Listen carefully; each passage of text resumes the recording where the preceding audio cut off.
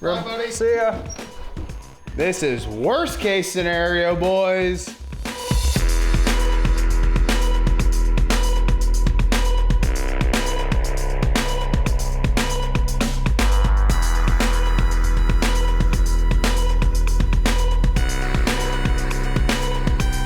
Oh, Jesus Christ. What the fuck is going on?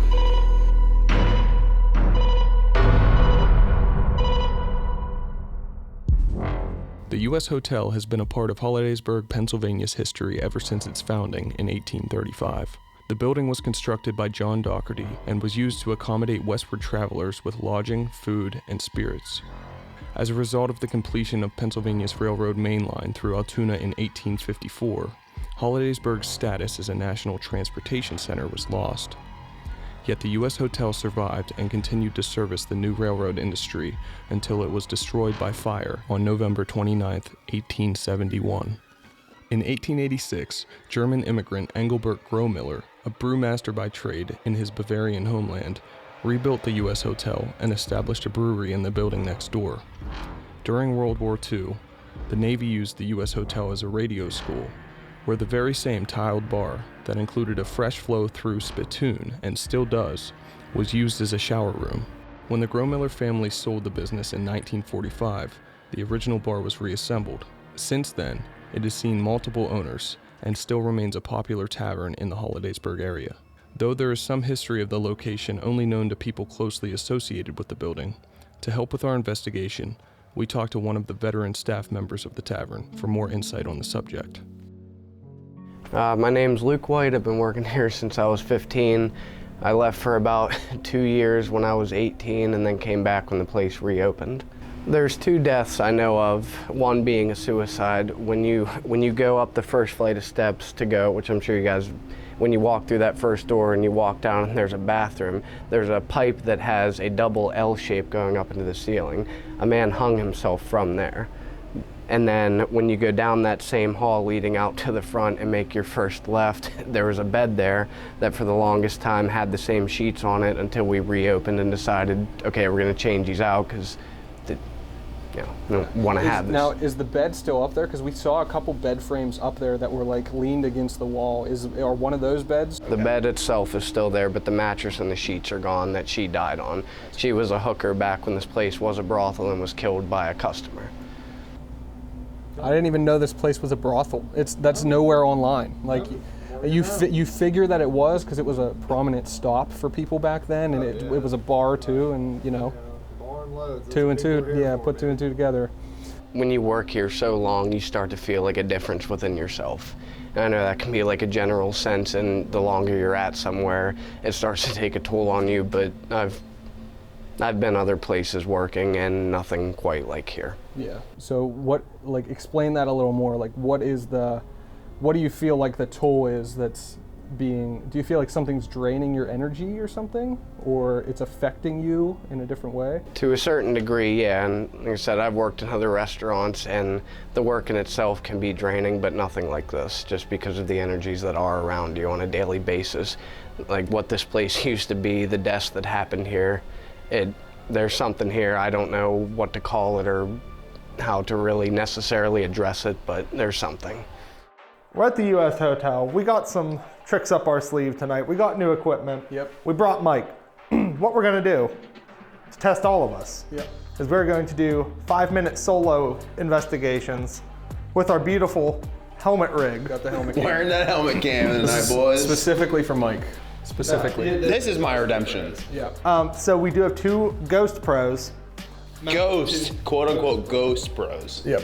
So anyway, we're just gonna kind of go down the line, do some solo investigations. I mean, we have the REM pod set up in the room, because there's still visitors here, so it's kind of noisy on this end of the building. We're going across the building, there's no noise.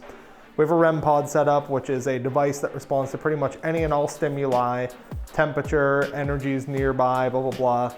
Makes a lot of beeps and boops. And will we set Suzanne up? we have Suzanne. We got to introduce her.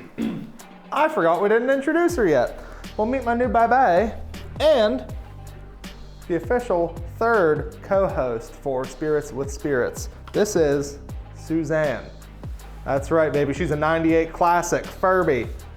Okay, so cetera, et cetera. why are we using it to hunt ghosts? Why we're using it to hunt ghosts is this little gem in its forehead is actually an infrared light and sensor. So while she's in pitch black and we use our night vision cameras, they actually project infrared light. So to Susanne, she will be seeing everything illuminated in the room as if it's daylight, and she will respond to stimuli that no one else will be able to see. So really, it's just a really fucked up ghost sensor. All right, well, we're gonna get into it. Mike, any last words of redemption? This is the coldest fucking Spears of Spirits I've ever been on. Us too, I think. It's like 20 degrees out. I'd rather have cold spirits, though.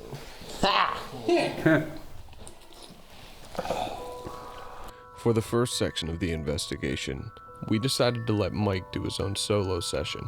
Equipped with the Helmet Cam's Ghost Pros, we put him in a room with Susanne and the REM pod to see if we could capture any activity. Solo sesh.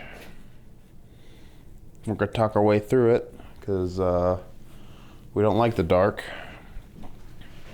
The camera's doing a lot of blinking, but at the same time, we're gonna make our way through it. If anybody's there, please let me know that you're there.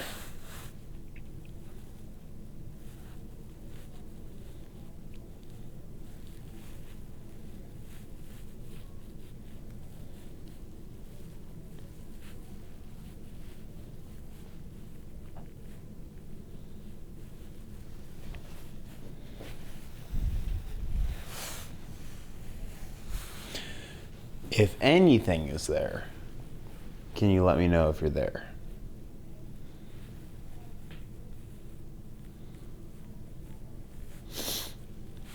All right, let's ask a more vague question. Has anything happened in this building?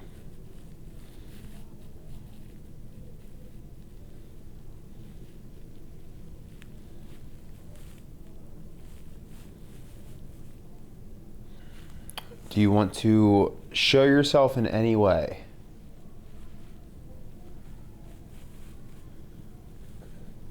How do you feel about Joe Biden being president?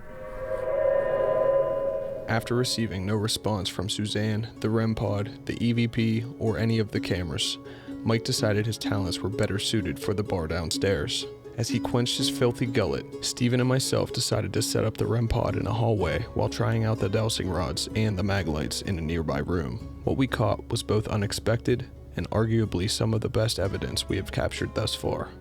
If there's anybody here, can you lead me to where you are? One of the mag lights just went out. Yep.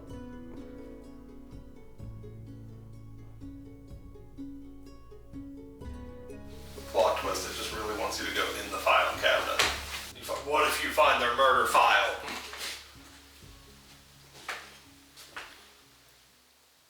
What if they're standing right in front of you?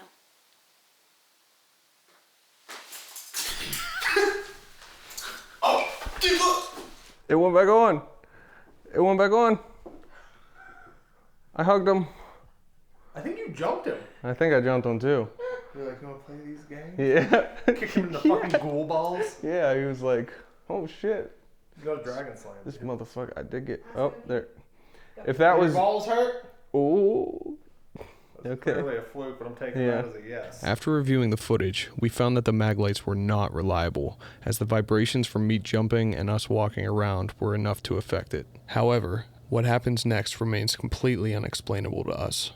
2. That light's One. flickering now. Turn on that light! Oh. That light started flickering. Did you see that? I'm seeing it right now. There's weird shit happening. Okay, can you walk into the hall and turn that, walk by that red light in the hall? This ghost is probably like, Jesus Christ, enough with you people!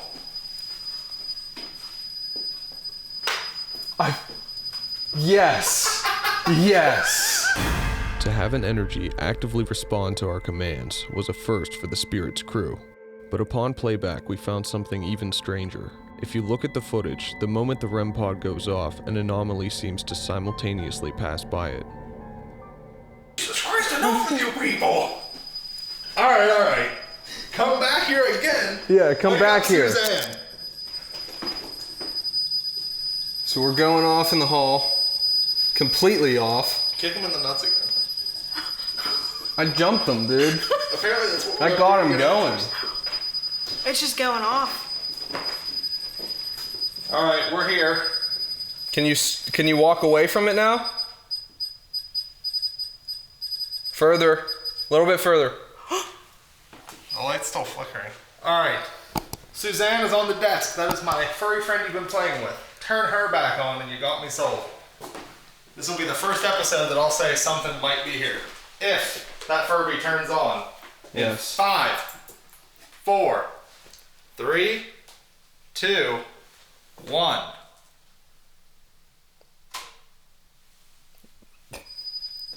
Well, it's not my Furby, but REM pod's going nuts. Come over here. Come over here. Yeah, maybe it's blind. Yeah, come over this way. Kick Walk the away blind from ghost that, in. please. Hitting Bowser's out. I appreciate it going off. Okay, if you can come this It's way. like, dude, last time these came out. Yeah. After that, we decided to bring the REM pod inside the same room we were just in, as both me and Steven believed it to be the most active at this point in our investigation. It was here where we decided to do our solo sessions, but to no avail, as we got no evidence on any of the devices that we were using. It seemed as if whatever was communicating with us before was nowhere to be found now. Such was the case until Mike entered the room for his second solo session of the night. Parting words. This is where Joe kicked the last ghost straight in the dick. Well, good thing Joe's a pussy. Yeah, I won't be able to see it, but I still need to vocalize it. We got the REM pod going off. Oh, Jesus Christ. What the fuck is going on? Bye, buddy. See ya. This is worst case scenario, boys.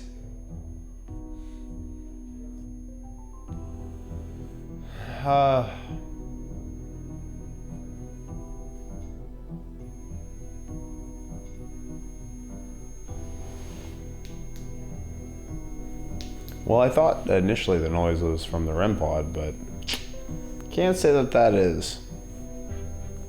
He seriously, he thought that was him.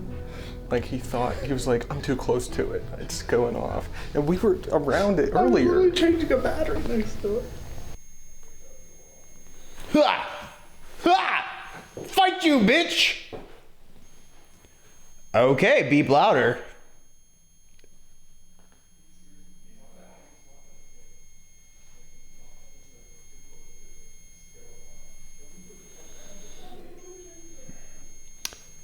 Is anybody out there? Can anybody hear me? Stop the REM pod if you can hear me. If someone is in here, shut that beep off. Stop it! Woohoo! Oh, you dick. I'm uncomfortable. I hope everybody can see that. Like, that's just pretty uncomfortable.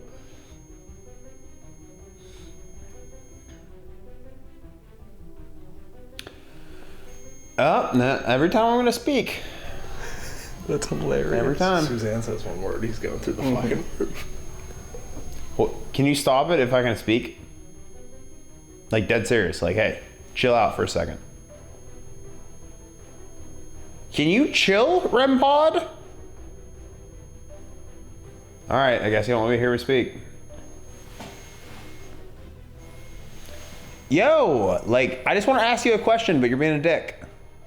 If somebody is here in this room, can you let me know? Ignoring the REM pod, because it just wants to go off.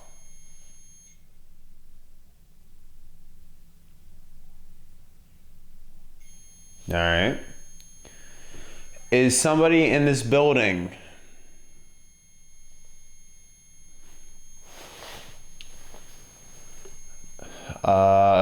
Is there somebody in this building that doesn't like drinking? Okay, I'll take that as a sign. Is your problem with alcohol? The last thing we chose to do was give Susanne a chance to shine in her debut. We gave her the task of a solo session in a small storage room alone with the REM pod. The evidence captured speaks for itself.